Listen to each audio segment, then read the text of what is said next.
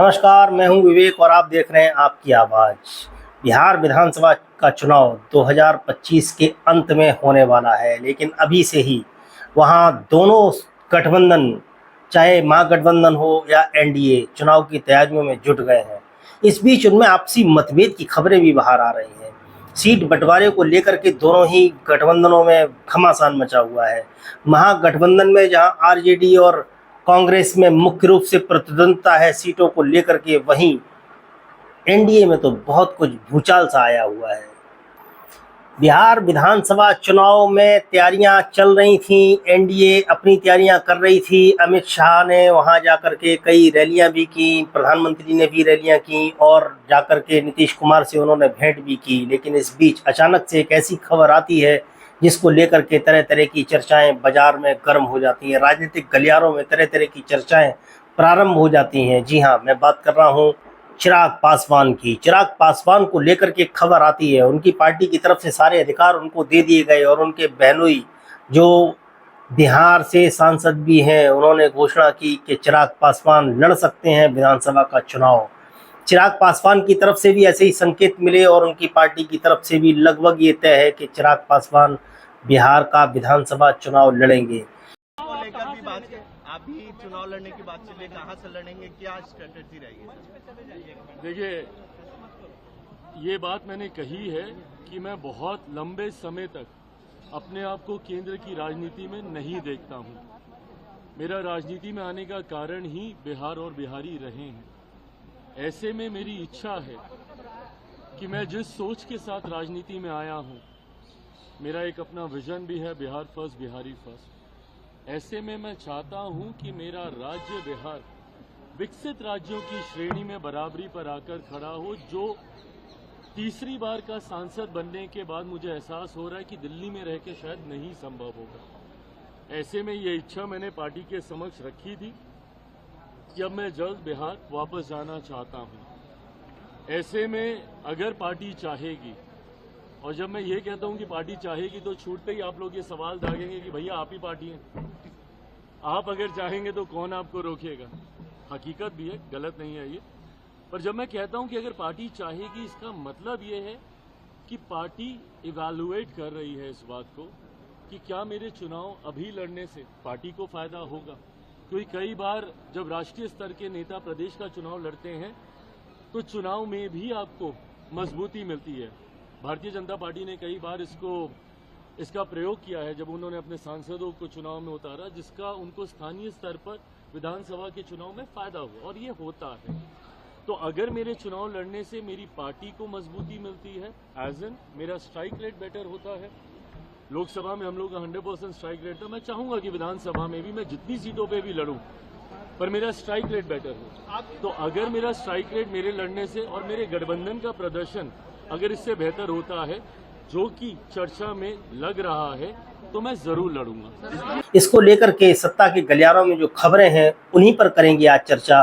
लेकिन उससे पहले सीट बंटवारे को लेकर के जो घमासान मचा हुआ है उस पर भी करते हैं बात। जैसे सीट बंटवारे को लेकर के महागठबंधन में कांग्रेस और आरजेडी के बीच तनातनी चल रही है, क्योंकि यही दो मुख्य पार्टियां हैं जो पूरे गठबंधन को लीड कर रही हैं। उसी तरह से एनडीए के भीतर भी जेडीयू और बीजेपी में रस्साकसी चल रही है। 2020 की अगर बात करें तो बीजेपी ने 110 सीटों पर चुनाव लड़ा, जिसमें से वो 73 सीट जीतने में कामयाब रहे। वहीं जनता दल यूनाइटेड यानी नीतीश कुमार 115 सीटों पर चुनाव लड़े और वो 43 सीटों पर जीतने में कामयाब रहे। लेकिन 2020 के चुनाव में नीतीश कुमार को भारी नुकसान का सामना करना पड़ा और उसका कारण था सबसे बड़ा चिराग पासवान का अलग से लड़ना, एनडीए से अलग होकर के। चिराग पासवान, जबकि उस समय भी एनडीए का घटक दल था एलजेपी, चिराग पासवान ने अलग चुनाव लड़ने का निर्णय लिया और 137 सीटों पर चुनाव लड़े, जिनमें से कहते ये हैं कि 38 सीटें उन्होंने हराने में नीतीश कुमार को महत्वपूर्ण भूमिका अदा की।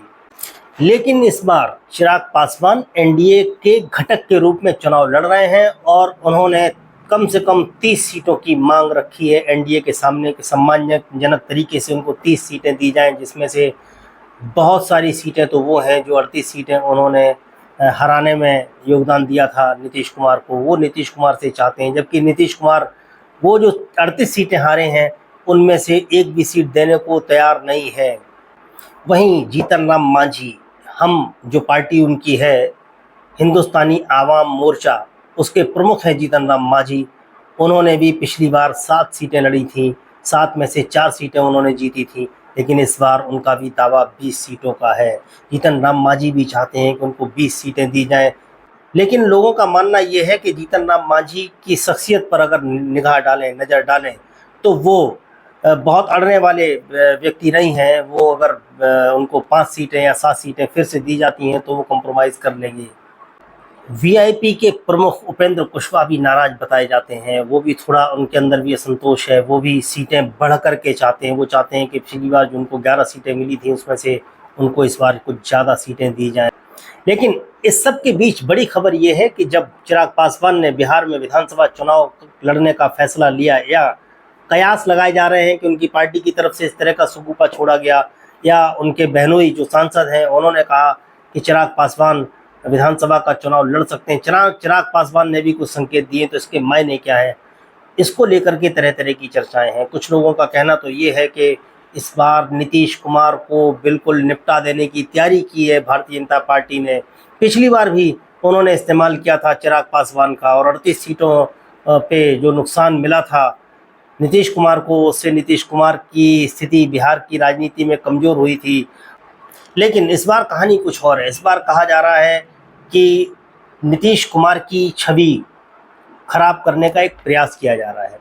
जिस तरह से मेन स्ट्रीम मीडिया में तमाम सारी खबरें आ रही हैं, रोज लॉ एंड ऑर्डर को लेकर के बिहार सुर्खियों में बना रहता है, तब जबकि और प्रदेशों की स्थिति भी बिहार से बहुत अच्छी नहीं है, चाहे उत्तर प्रदेश हो या दिल्ली हो, जहां सरेआम हत्याएं हो रही हैं, लेकिन वो टेलीविज़न चैनल्स की सुर्खियां नहीं बन रही, मेन स्ट्रीम मीडिया की सुर्खियां नहीं बन रही हैं, जो खास तौर से इस दौर में सत्ता के साथ खड़ा दिखाई देता है। सत्ता की बिना मर्जी के वो किसी तरह की खबरें चलाने की हिम्मत नहीं जुटा पाते हैं, और उस समय बिहार में इस तरह की खबरें रोज सामने लाना और रोज उन खबरों को प्रमुखता देना, कहीं ना कहीं कोई सोची समझी रणनीति जरूर है। वो हो सकता है नीतीश कुमार की छवि खराब करने का प्रयास हो। नीतीश कुमार इस बार अगर कमज़ोर पड़े तो उनको रिप्लेस भी किया जा सकता है। उनकी मानसिक स्थिति को लेकर के भी तमाम सारी खबरें सोशल मीडिया के साथ साथ मेन स्ट्रीम मीडिया पर वायरल की जा रही हैं।